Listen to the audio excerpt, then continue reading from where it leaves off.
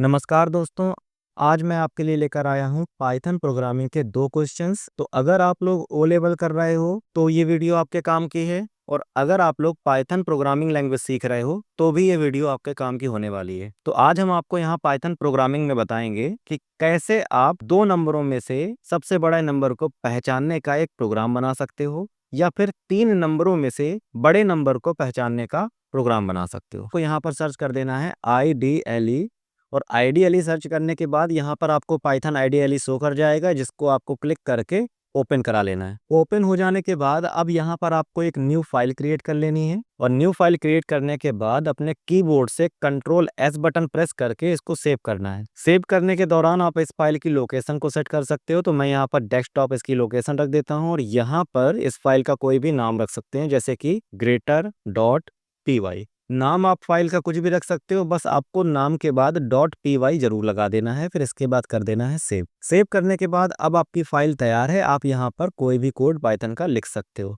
तो फिलहाल इसको हम साइड बाय साइड कुछ इस तरह से लगा लेते हैं, और यहाँ पर आपको पाइथन का कोड करके दिखाते हैं। तो जैसा कि मैंने बताया कि मैं आपको यहाँ पर 2 नंबरों में बड़ा नंबर पहचानने का प्रोग्राम बनाना बताने वाला हूँ, ठीक है।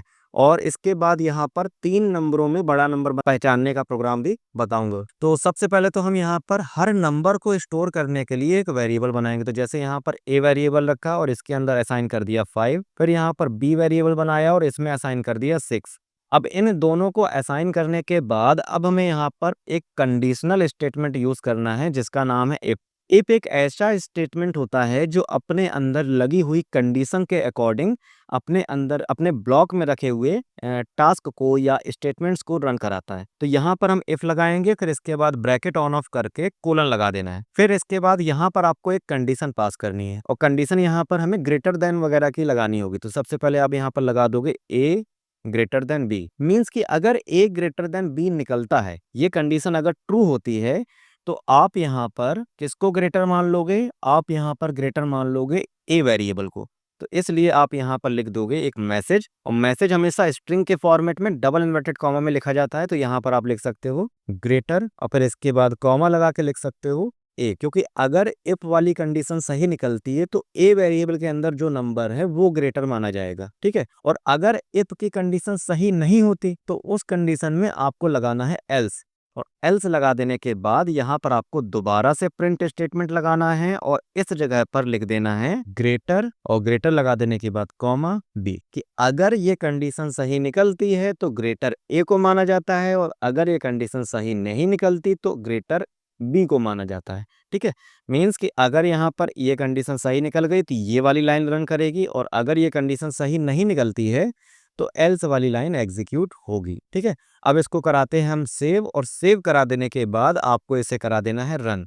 रन कराते ही आप यहाँ पर देख पा रहे होगे कि ग्रेटर 6 निकल के आ रहा है, ठीक है। 6 कौन से वेरिएबल में था? बी नाम के वेरिएबल में था। और यहाँ पर जब ए और बी को कंपेयर कराया गया तो ये कंडीशन यहाँ पर हो गई फॉल्स, और कंडीशन फॉल्स होने की वजह से एल्स वाला ब्लॉक एग्जीक्यूट हो गया है। यही काम अगर आपको यहाँ पर 3 नंबरों में करना पड़े, मतलब कि ए बी और सी 3 अलग अलग नंबर हैं, जिन नंबरों में आपको यहाँ पर सबसे बड़ा नंबर पहचानना है, तो इसके लिए आपको यूज करना पड़ेगा नेस्टेड इफ एल्स स्टेटमेंट का, मतलब कि एक एक के अंदर दूसरा इफ। तो अगर आपको ये समझ में आ गया हो तो आप इसका स्क्रीनशॉट ले सकते हो। अब चलते हैं अगले प्रोग्राम की तरफ। तो यहाँ पर एक वेरिएबल और ले लिया, और यहाँ पर हमने असाइन कर दिया 7। अब हम यहाँ पर जो कंडीशंस लगाएंगे वो थोड़ी सी और कॉम्प्लेक्स होंगी। तो जैसे सबसे पहले आप देख पा रहे होगे कि इफ लगा हुआ है, और इफ के अंदर कंडीशन लगी हुई है ए ग्रेटर देन बी। मीन्स कि अगर ये कंडीशन सही निकलती है तो हम मान लेंगे कि ए यहाँ पर बी से ग्रेटर है।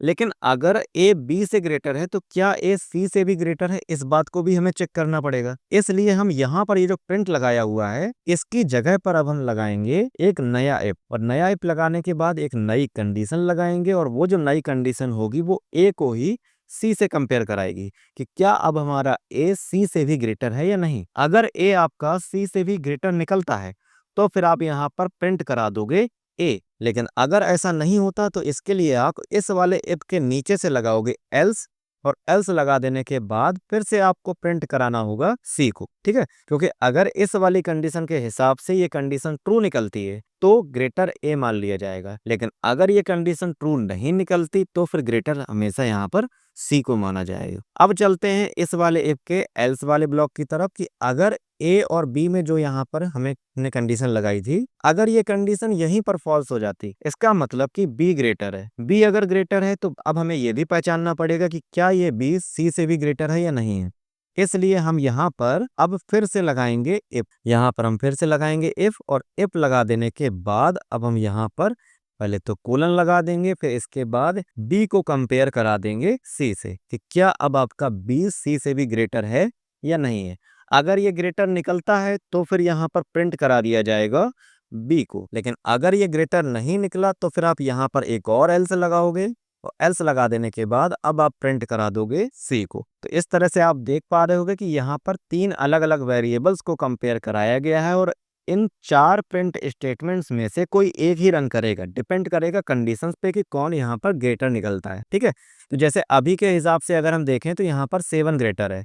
इसको सेव करा के अगर हम रन कराते हैं तो आप देख पा रहे हैं कि 7 यहाँ पर आउटपुट में आ रहा है।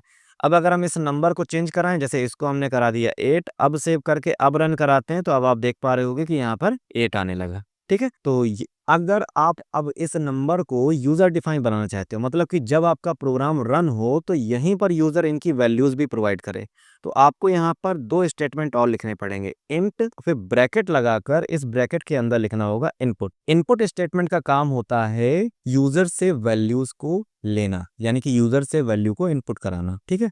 और इंट स्टेटमेंट का काम होता है यूजर द्वारा इनपुट किए गए नंबर को इंटीजर में कन्वर्ट कराना, क्योंकि input by default string type का डेटा लेता है, और स्ट्रिंग टाइप के डेटा को जब आपको इंटीजर में बदलना होता है तो आप यहाँ पर इंट फंक्शन का यूज करते हो। इनपुट फंक्शन की एक और खास बात है कि आप इनपुट फंक्शन में यहाँ पर एक मैसेज भी लिख सकते हो जो यूजर को दिखाई देगा। तो हमने यहाँ पर लिख दिया एंटर ए नंबर, ये हमने एक मैसेज रख दिया, और इसी के साथ इस लाइन को कराया हमने कॉपी करा देने के बाद यहाँ पर पेस्ट करा दिया और यहाँ पर पेस्ट करा दिया।